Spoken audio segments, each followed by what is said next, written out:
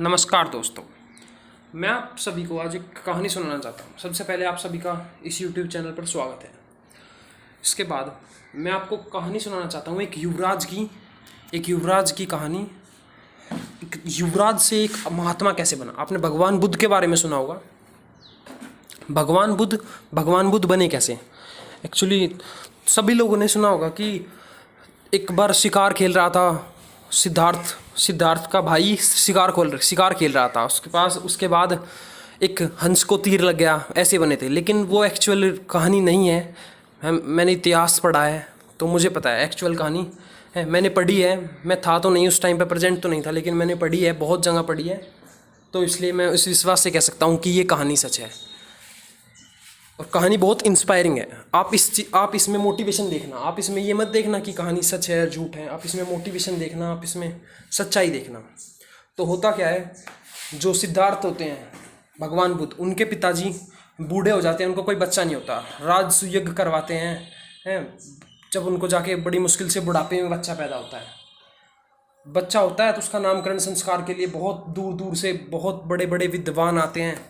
जितने भी विद्वान आते हैं उसका नाम रखते हैं। नाम रखते हैं। नाम रखते हैं 12 साल का बुद्ध भी, 12 साल का एक लड़का आता है, वो भी विद्वान होता है, वो भी पंडित होता है।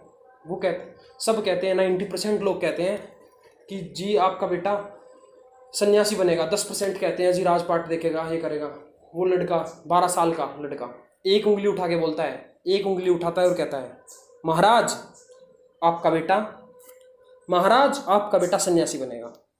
उन्होंने कहा कि भाई पिता दुखी हो गए, इतने मुश्किल से पाला, इतनी मुश्किल से बड़ा बच्चा हुआ है, इतनी मुश्किलों के बाद अब क्या करें। उन्होंने पूछा महाराज कोई उपाय। उन्होंने कहा महाराज उपाय है। उन्होंने कहा क्या। कि इसको भ्रम में रखो। महाराज समझ नहीं पाए, राजा समझ नहीं पाया। राजा ने पूछा कैसे महाराज। उसने कहा कि इसको दुख का आभास ना हो। इसको जिस दिन दुख का आभास हो गया उस दिन ये सन्यासी बन जाएगा। महाराज ने कहा तो महाराज कैसे। इसने कहा किसी गर्मी में सर्दी ना लगे, सर्दी में गर्मी ना लगे, इसे किसी दुख का आभास ना हो, इसे कोई पीला पत्ता ना दिखे, इसे कोई वृद्ध अवस्था ना दिखे, कोई सन्यासी ना दिखे, कोई मृत शैया ना दिखे। ऐसा करा जाए तो बस इसे शराब पिलाओ, मतलब इसे दूर रखो, इसे दूसरी दुनिया में रखो, इसे सांसारिक दुनिया का बोध ही मत होने दो, इसे दूसरी दुनिया में रखो। तब महाराज ने कहा जी महाराज ऐसा ही होगा। अब भाई महाराज के लिए, सिद्धार्थ के लिए 4 अलग अलग महल बनवा दिए, अलग अलग ऋतुओं के हिसाब से। चारों महलों में हर टाइम माली उनकी बागवानी करते थे। एक पीला पत्ता भी अलाउड नहीं था वहाँ। एक पीला पत्ता दिखा तो बस पता नहीं क्या हो जाएगा। एक पीला पत्ता भी नहीं था पूरे महल में। तो धीरे धीरे वो टाइम आया। वो तो कहते हैं ना, भगवान ने जिसके लिए जो सोच ली वो तो होनी है एक दिन। भगवान ने सोच रखा था कि ये बुद्ध बनेगा, तो वो तो बुद्ध बनने थे। बस उनको बनने के लिए एक छोटे से एक पड़ाव की जरूरत थी बनने के लिए। तो हुआ क्या, एक बार एक महोत्सव हुआ। उस महोत्सव का उद्घाटन युवराज करते हैं। तो उसका उद्घाटन करने के लिए युवराज चल दिए। अब पहले ही राजा ने पूरे नगर में घोषणा करवा दी।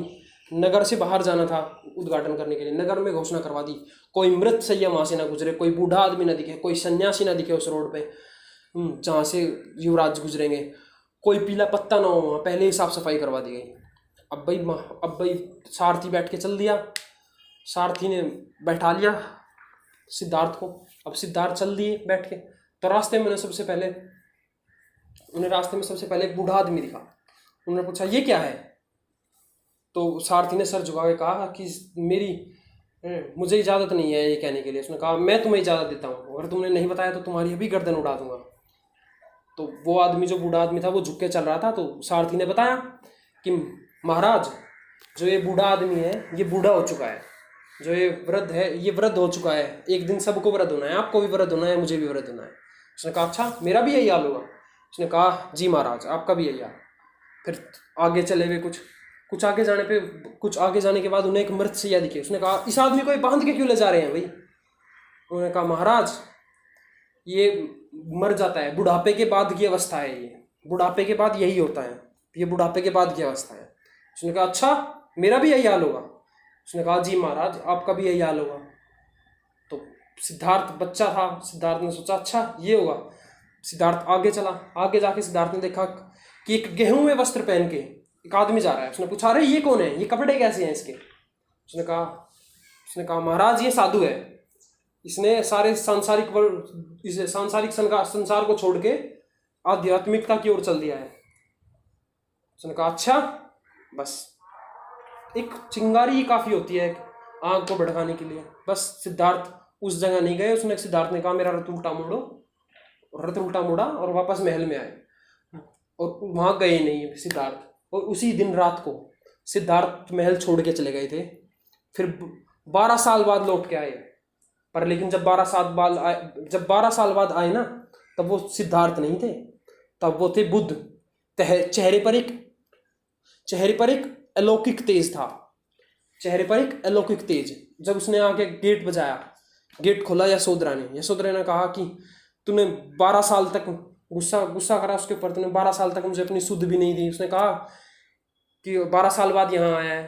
उसने कहा कि जो गया था वो यहाँ नहीं आया है, यहाँ से सिद्धार्थ गया था और यहाँ पे बुद्ध लौट के आया है। तो देखो, आप सभी से यही गुजारिश है कि आपको कहानी अच्छी लगी होगी, और कहानी से आपको बहुत कुछ सीखने को मिला हुआ। ये संसार कुछ नहीं है, ये संसार में सब मोह माया है। आप सब इससे दूर रहें और केवल अपने अच्छे कर्म करें। धन्यवाद।